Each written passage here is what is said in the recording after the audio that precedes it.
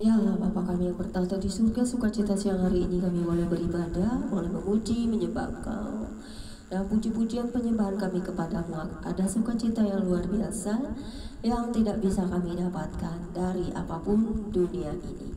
Kami percaya bahwa kuasa-Mu nyata dalam setiap orang pribadi yang beribadah dan menyembah Engkau, baik secara pribadi, berkelompok, bergereja, dan semua tempat ada pujian penyembahan kepada Tuhan yang adalah pencipta kami, sehingga kami boleh datang beribadah, membawa puji-pujian dan terutama persembahan kami yang hidup. Tubuh jiwa roh kami ada dalam tangan-Mu. Berkuasalah Roh Kudus untuk firman ini selalu dapat bekerja, untuk kami dapat mengerti, memahami yang baik, yang benar, kekudusan-Mu yang agung maha mulia.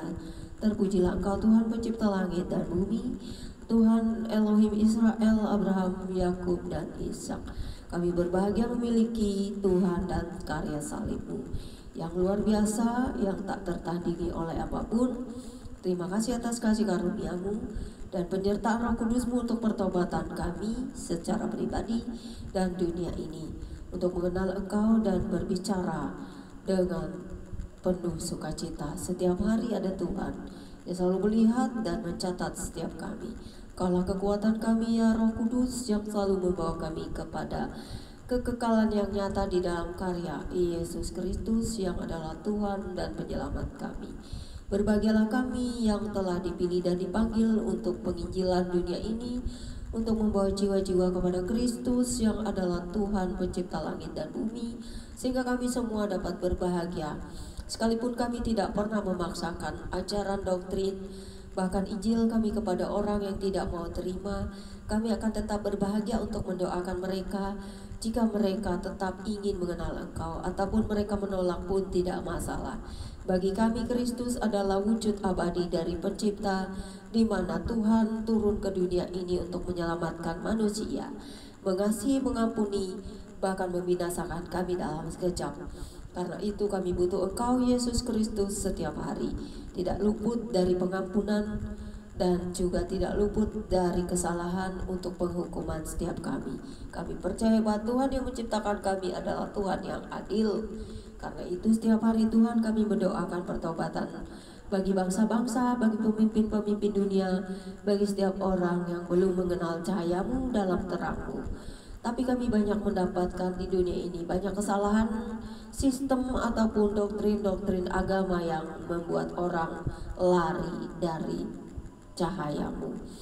Doktrin-doktrin kesesatan ini mengingkari iman dan percaya, sehingga banyak menyimpang dari semua pelajaran sejarah.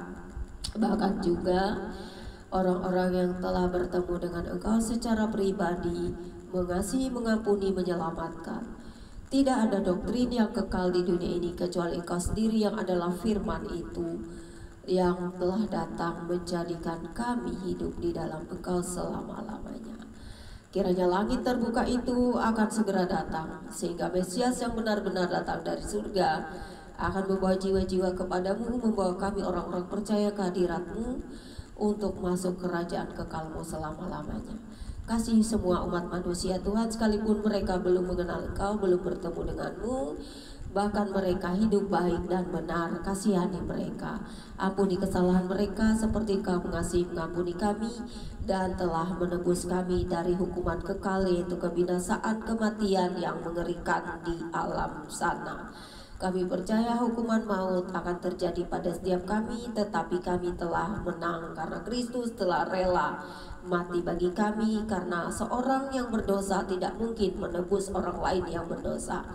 Tetapi Engkau yang tidak berdosa, yang suci, kudus, dan mulia telah menebus kami, sehingga tidak ada kesalahan padamu, tetapi justru kamilah tanggungan itu yang telah Kau beri meterai untuk bersukacita, karena kami berbahagia telah diberi pengampunan dari kebinasaan kekal.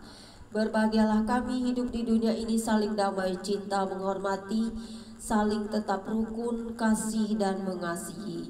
Karena suatu saat satu-satu manusia akan dihakimi berperkara dengan Tuhan.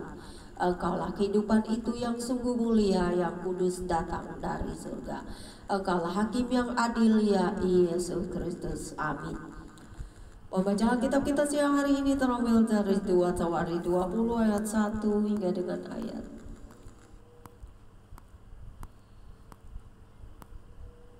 So, hari ini panjang saudara. Hendak ayat ke-37 dengan perikop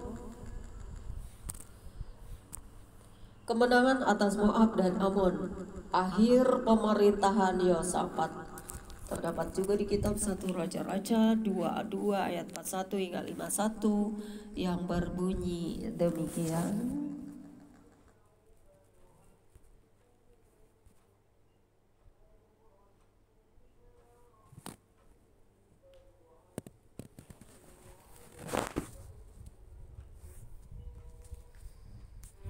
Setelah itu, Bani Moab dan Bani Amon datang berperang melawan Yosafat bersama-sama sepasukan orang Meuni. Datanglah orang memberitahukan Yosafat. Setelah kalian besar datang dari dari Edom menyerang Tuanku. Sekarang mereka di Hazeron, yakni En-Gedi. Yosafat menjadi takut, lalu mengambil keputusan untuk mencari Tuhan. Ia menyerukan kepada seluruh Yehuda supaya berpuasa. Dan Yehuda untuk meminta pertolongan daripada Tuhan. Mereka datang dari semua kota Yehuda untuk mencari Tuhan. Lalu Yosafat berdiri di tengah-tengah jemaah Yehuda dan Yerusalem di rumah Tuhan, di muka pelataran yang baru, dan berkata, Ya Tuhan, Allah nenek moyang kami. Bukankah Engkau Allah di dalam surga? Bukankah Engkau memegangkan segenap kerajaan bangsa? Kuasa dan keperkasaan ada di dalam tangan-Mu. Sehingga tidak ada orang yang dapat bertahan melawan Engkau. Bukankah Engkau akan menyebut tanah ini dari depan umat-Mu Israel dan memberikannya kepada keturunan Abraham, sahabat-Mu itu untuk selama-lamanya. Lalu mereka mendiami tanah dan mendirikan bagimu tempat khusus untuk nama-Mu.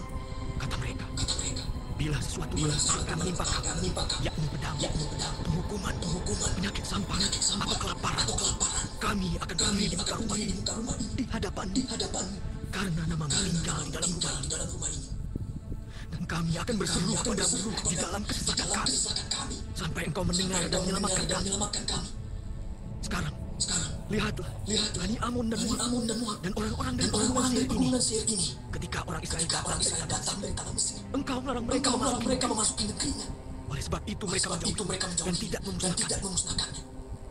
Lihatlah, sebagai pembalas dia datang mengusir kami dari tanah milik yang telah Engkau wariskan kepada kami. Ya Allah kami, tidakkah Engkau akan menghukum mereka? Karena kami tidak mempunyai kekuatan untuk menghadapi laskar yang besar ini yang datang menyerang kami. Kami tidak tahu apa yang harus kami lakukan. Tetapi mata kami tertuju kepada. Sementara itu, seluruh Yehuda berdiri di hadapan Tuhan. Juga segenap keluarga mereka dengan istri dan anak-anak mereka. Lalu Yahaziel bin Zakaria bin Benaya bin Matanya, seorang Lewi dari Bani Asaf, dihinggapi roh Tuhan di tengah-tengah jemaah dan berseru, Camkanlah, hai seluruh Yehuda dan penduduk Yerusalem dan Tuanku Raja Yosafat. Beginilah firman Tuhan kepadamu. Janganlah kamu terkejut karena laskar yang besar ini, sebab bukan kamu yang akan berperang, melainkan Allah. Besok haruslah kamu turun menyerang mereka. Mereka akan mendapat Yanzis, dan kamu akan mendapati mereka di ujung lembah, di muka padang gurun Yeruel. Dalam peperangan ini, tidak usah kamu bertempur. Hai Yehuda dan Yerusalem, tinggallah berdiri di tempatmu, dan lihatlah bagaimana Tuhan memberikan kemenangan kepadamu.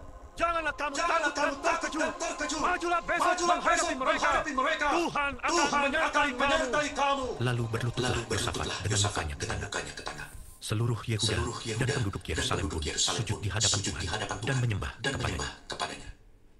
Kemudian orang Lewi dari Bani Kehat dan Bani Korah bangkit berdiri untuk menyanyikan puji-pujian bagi Tuhan Allah Israel dengan suara yang sangat nyaring. Keesokan harinya pagi-pagi mereka maju menuju padang gurun Tekoa. Ketika mereka hendak berangkat, berdirilah Yosafat dan berkata, Dengar, hai Yehuda dan Yerusalem, percayalah kepada Tuhan Allah, dan kamu akan tetap teguh. Percayalah kepada nabi-nabi, dan kamu akan berhasil. Setelah ia berperang dengan rakyat, ia mengangkat orang-orang yang akan menyanyi-nyanyian untuk Tuhan dan memuji Tuhan dalam pakaian kudus yang semarak. Pada waktu mereka keluar di muka orang-orang bersenjata sambil berkata, Jadikanlah yang syukur bagi Tuhan, bawasannya untuk selama-lamanya, kasih setianya. Ketika mereka mulai bersorak-sorai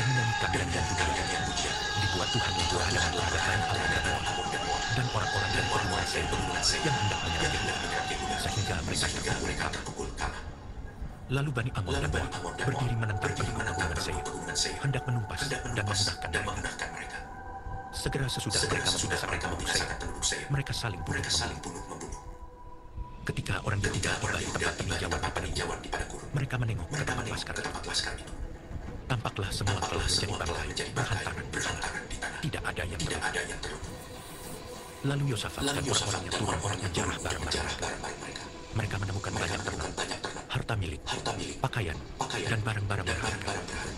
Yang mereka rampas itu lebih banyak daripada yang dapat dibawa. 3 hari lamanya mereka menjarah barang-barang karena begitu banyaknya. Pada hari keempat, mereka berkumpul di lembah Pujian.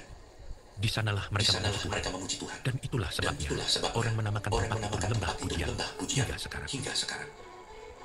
Lalu pulanglah sekalian orang Yehuda dan Yerusalem dengan Yosafat di depan. Mereka kembali ke Yerusalem dengan sukacita karena Tuhan telah membuat mereka bersukacita karena ketalahan musuh mereka. Mereka masuk ke Yerusalem dengan Gambus dan Nafiri, lalu menuju rumah Tuhan. Ketakutan yang dari Allah menghinggapi semua kerajaan negeri lain. Ketika mereka mendengar bahwa Tuhan yang berperang melawan musuh-musuh Israel. Dan kerajaan Yosafat aman karena Allah yang mengalahkan keamanan di segala penjuru. Yosafat memerintah atas Yehuda. Ia berumur 35 tahun pada waktu ia menjadi raja, dan 25 tahun lamanya ia memerintah di Yerusalem. Nama ibunya ialah anak Silhi. Ia hidup mengikuti jejak asa ayahnya. Ia tidak menyimpang daripadanya dan melakukan apa yang benar di mata Tuhan. Hanya bukit-bukit pengorbanan tidak dijauhkan. Bangsa itu mengarahkan hatinya kepada Allah, nenek moyang mereka.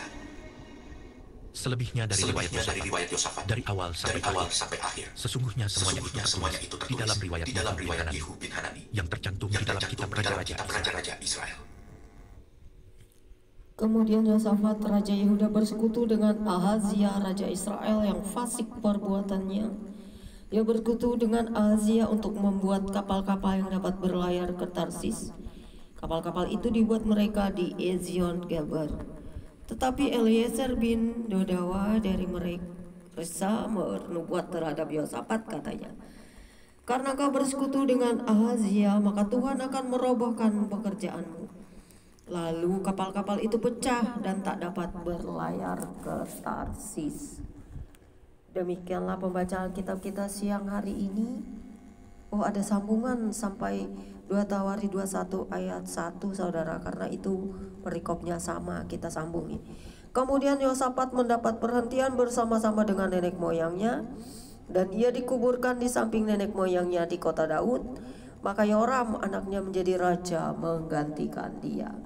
Saudara-saudara, jangan menyimpang ke kiri ke kanan, tetaplah di dalam Tuhan. Karena Tuhan tidak berkenan dan Tuhan akan membenci kita jika kita sudah di dalam Tuhan tetapi kita kemudian murtad dan meninggalkan Tuhan yang sudah kita kenal dan memberikan jalan-jalan kepada kita di dalam kasih-Nya yang nyata. Terbukti dan sungguh Tuhan telah hidup di bangsa Israel, sehingga sampai hari ini Israel takkan terkalahkan oleh siapapun, karena Tuhan telah memberikan namanya ke bangsa ini dan Tuhan pernah ada di sana.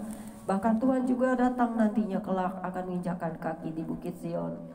Berbahagialah setiap kita yang mendengarkan firman Tuhan hari ini dan tetap setia memelihara iman dan percaya kita kepada Tuhan yang hidup, yang benar-benar berkuasa dan akan datang menjadi anak manusia dalam kemuliaannya dari Sang Bapa di surga untuk menjadi hakim atas penghakiman seluruh dunia ini.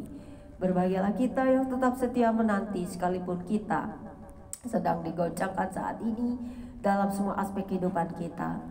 Berbahagialah setiap orang yang hidup benar dan kudus dan menjauhkan diri dari dosa-dosa, sehingga Tuhan tidak akan pernah meluputkan orang-orang itu untuk semua hal baik.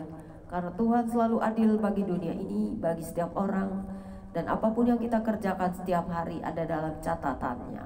Terpujilah Engkau yang Raja yang mulia, yang berkuasa atas seluruh jagat raya ini. Firman-Mu selalu menjadi kekuatan kami. Setiap hal yang kami dengar dan baca kiranya akan selalu menjadi kekuatan kami, terlebih dalam puji-pujian seperti semua umat-Mu dan nabi-nabi yang telah Kau pilih, untuk bersyukur bersukacita memuji-muji Engkau. Karena di dalam puji-pujian itu ada kuasa. Tuhan bertata di atas puji-pujian dan penyembahan manusia. Amin. Demikian pembacaan kitab kita siang hari ini. Tuhan Yesus memberkati. Jangan lupa subscribe. God bless you all.